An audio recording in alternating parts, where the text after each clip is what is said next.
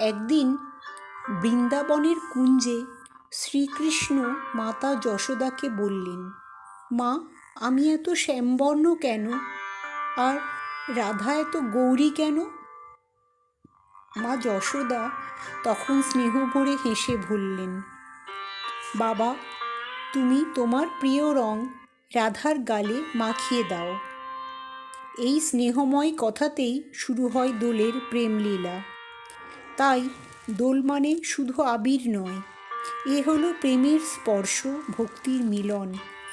বসন্ত মানে শুধু প্রকৃতির রং নয়, এ হলো কৃষ্ণ প্রেমের জাগরণ। দোলের আগের দিন হোলিকা দহন আমাদের শেখায়, অহংকার পুড়িয়ে ফেলো, ভক্তিকে হৃদয়ে জাগাও। যেমন প্রহ্লাদের ভক্তি রক্ষা পেয়েছিল, তেমনি সত্য আর ভক্তি সবসময়ই জয়ী হয়। আর এই ফাল্গুনী পূর্ণিমাতেই আবির্ভূত হন শ্রী চৈতন্য মহাপ্রভু, যিনি আমাদের শিখিয়েছেন হরে কৃষ্ণ নামেই আছে প্রেম, শান্তি আর মুক্তির পথ। বৈষ্ণব শাস্ত্র মতে এই দিনটি অত্যন্ত পবিত্র ও আনন্দময়। দোল পূর্ণিমা কেবল একটি উৎসব নয়, এটি ভক্তি, প্রেম এবং অশুভ শক্তির বিনাশের এক বিশেষ দিন। শাস্ত্র অনুযায়ী ফাল্গুনী পূর্ণিমার এই পুণ্য তিথিতে ভগবান শ্রীকৃষ্ণ বৃন্দাবনে শ্রীরাধা ও গোপীগণের সঙ্গে আবির ও পুষ্প নিয়ে হোলি বা দোল খেলায় মেতে উঠেছিলেন। গোপাল চম্পু ও ভক্তি রত্নাকর গ্রন্থে এই লীলার সুন্দর বর্ণনা পাওয়া যায়। দোলযাত্রার প্রধান উদ্দেশ্য হল ভক্ত ও ভগবানের মিলন এবং প্রেমের উৎসব। বাঙালি হিন্দুদের কাছে এই দিনটির গুরুত্ব অপরিসীম, কারণ 1486 খ্রিস্টাব্দে এই দোল পূর্ণিমা তিথিতেই নদিয়ার নবদ্বীপে শ্রী চৈতন্য মহাপ্রভুর আবির্ভাব ঘটেছিল। বৈষ্ণব ধর্মাবলম্বীদের কাছে এটি গৌর পূর্ণিমা নামেই পরিচিত। শ্রী চৈতন্য মহাপ্রভু কৃষ্ণ নাম সংকীর্তনের মাধ্যমে প্রেম ও ভক্তির প্রচার করেছিলেন। দোল উৎসবের বেশ কিছু নির্দিষ্ট ধর্মীয় আচার রয়েছে, যেমন গন্ধোৎসব ও মেড়া পোড়া।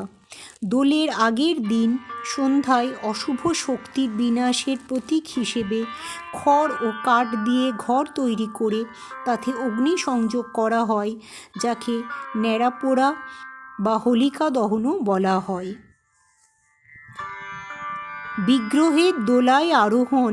দোলের দিন সকালে রাধাকৃষ্ণের বিগ্রহ সুসজ্জিত দোলায় স্থাপন করা হয়। ভক্তরা ভক্তি ভরে দোলনায় টান দেন এবং আবির প্রদান করেন। প্রথমে ভগবানের চরণে আবির দিয়ে প্রসাদ হিসেবে সেই আবির একে অপরকে মাখানো হয়। এটি ভ্রাতৃত্ব ও সম্প্রীতির প্রতীক।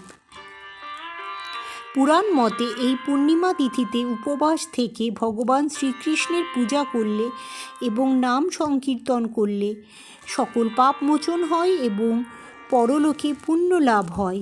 শ্রীকৃষ্ণ গীতায় বলেছেন, ভক্তি ভরে তাকে যা অর্পণ করা হয় তাই তিনি গ্রহণ করেন।